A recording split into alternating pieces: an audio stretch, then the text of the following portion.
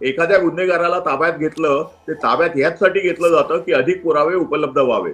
जे पुरावे उपलब्ध असतात त्या उपलब्धाने संशयावरून आरोपीला अटक केली जाते आणि एकदा आरोपीला अटक केली झाल्यानंतर त्याचं इंट्रोगेशन होतं आणि अधिक पुरावे मिळतात.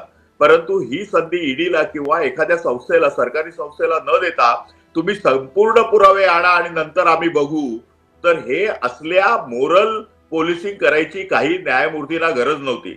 एकीकडे 33 वर्ष 27 वर्ष न्याय मिळाला नाही म्हणून एका 70 वर्षाच्या माणसाने एका सिव्हिल कोर्टाच्या समोर आत्महत्या केली काल आणि त्याला 27 वर्ष न्याय मिळाला नाही. आणि इकडे तुम्ही अनिल कुमार पवारला 7 दिवसामध्ये त्यांचं स्टेटमेंट घेता, त्यांची बाजू ऐकून घेता.